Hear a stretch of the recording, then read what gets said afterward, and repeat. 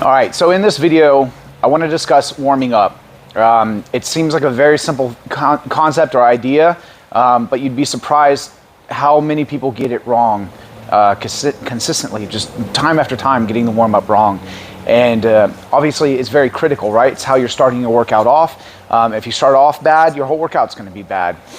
So step number one, you got to understand that warming up is only really like 25% physical. There are a huge number of other factors going into the warm-up that people don't typically consider. Number one is letting your mind get ready to wrap around this workout, right? So people physically show up, but their mind is still on what they were doing earlier that day. It's still waking up if they train in the morning. So number one, the first thing I do when I get ready to work out is I let my mind wrap around what I'm about to do. You know, I look over what I'm going to do. I think about it. I think about like, what have I learned about these movements that I need to prepare for myself that I can perform at my best? My snatches, right? If we're going to be doing snatching, I need to do certain things to warm up and prepare in a certain way to perform snatches the best. Or if I'm going to be doing any kind of plyometric or jumping exercises. So you get the idea, right? Looking over your workout, getting ready to work out, and letting your mind catch up to where you are physically, which is in the gym, okay? Number two, mobilization. It's not that you need to spend 30 minutes doing circus tricks and backflips and, being able to put your ankles behind your head before you work out.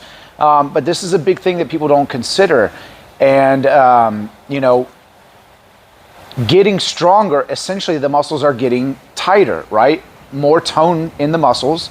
And muscles connect everything together. So obviously, if you start at the gym day one, you've never worked out before, your joints are nice and loose. They're going to have, let's just say this much space. Over time, as your muscles get bigger and you get stronger, it's going to start pulling those joints together more and more. It's not a bad thing, but it is definitely something you need to consider over the time of your strength training career, right? So this is one thing I see guys, they rush a lot, is that they look at their workout and they try to jump right into it. And, the whole workout, they're dealing with shoulder pain the whole workout because they don't address mobilizing their joints before they actually start the workout. So remember, the longer you train, the longer it should take for you to warm up, okay? Because all the joints in your body, they're closer, they're tighter, okay? Because your muscles are bigger and stronger. So take the time to get the joints nice and loose, mobilize, use bands, use stretching, talk to your coach, ask him for tips and tricks that you specifically need, right? So what I tell my clients is, look, I know a million things to do for warm-ups, for stretches, bands. I know lots of tricks, right? But you don't need to know everything I know, right? You need to know what you need to know for you and your workouts. So again, talk to your coach, tell him specifically what's going on, start collecting the tools to put in your toolbox so that we know when it's time to bench or if it's time to squat, to reach in that toolbox and grab those methods out to help mobilize those joints. That's just, it's a huge one, all right, for everybody. It's not just guys, right? Women as well. Hips are tight, right? They're sitting all day or whatever it is that they're doing. People just tend to expect the body to just jump right into the workout.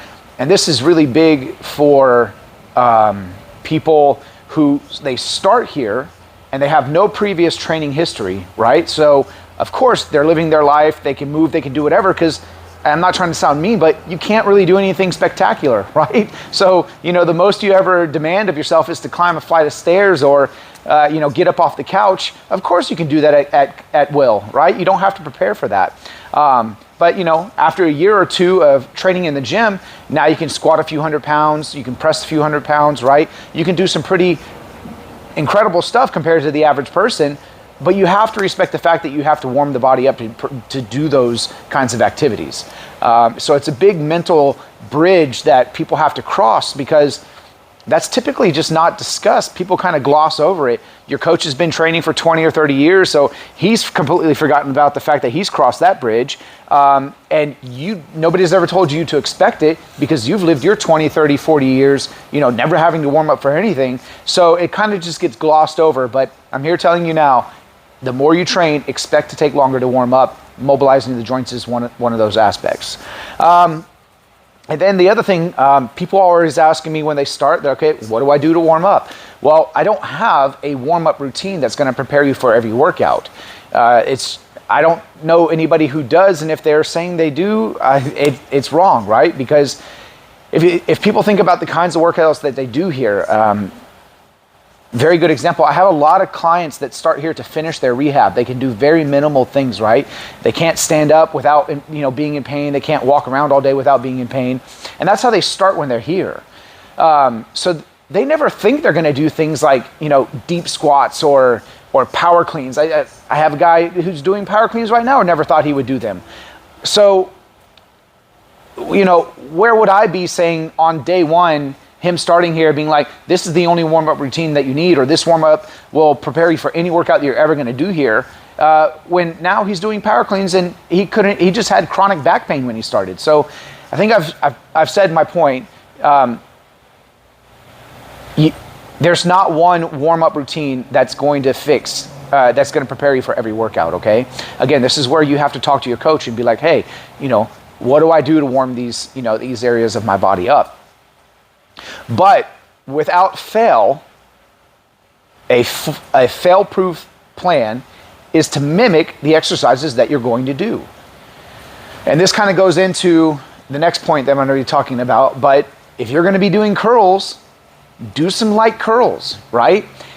And this is where you can combine all three of these together, okay? So you look at your workout, okay, let's say we've got dumbbell curls. Okay, I need to mobilize the joints in my shoulder, my elbows, my wrist, and I'm going to mimic my exercises with some very light dumbbell curls. So while I'm curling, I'm paying attention to how things feel. What do I need to spend some more time on to mobilize, to make it feel better before I start loading up the exercise? And because what I'm doing doesn't require much effort, it's giving my mind time to wrap around the fact that it's here at the gym, ready to work out, ready to lift weights, okay? So you can never go wrong with mimicking doing very light versions of the exercises that you're about to do, okay? And now, if you're about to do something very advanced right off the bat in your workout, chances are you started at a much easier progression, okay? An example would be snatches, right? A snatch is a very complex exercise, but I guarantee you didn't start day one doing full snatches, okay? You probably started by doing some snatch pulls, some muscle snatches, some snatch balances. So you see where I'm going with this, right? Even the most complex stuff, you can break it down into components, and you can do very light versions of that until you get ready to do the full-on snatch or whatever exercise it is that you're doing. Again, this is something that you and your coach should be talking about a lot. And you should have a very good grasp on this. But again, don't scour the internet for a warm-up routine that's going to prepare you for every workout, because it's not, right?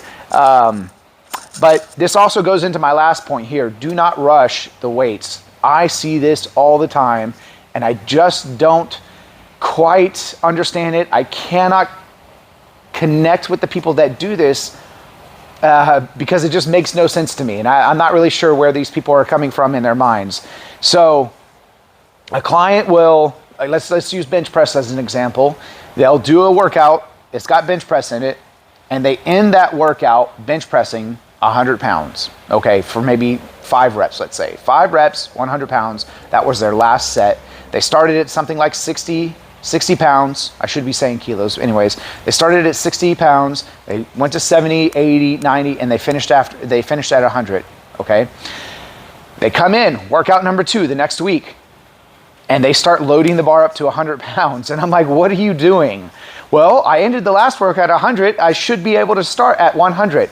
Okay, yeah, you came in, You warmed up, you mobilized your joints, you did very light versions of that bench press, you warmed up to it 60, 70, 80, 90, 100. You took an entire hour or so to warm up to be able to get your body to do that bench press. And now you're just expecting your body to do it right off the bat this time because you finished the last workout. Like, this can't be that hard to understand, right? Like, if somebody sets a world record in their workout, does it make sense that they're going to come back in the next workout and load the bar up to a world record and just start there? No, like, you see where I'm going with this, right? So understand that, your best effort, your last workout, is not where you're going to start in your next workout, okay?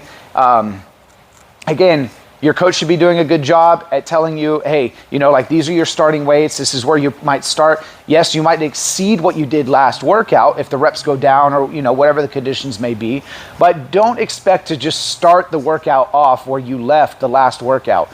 You got to understand, everything you did to get to that point, okay?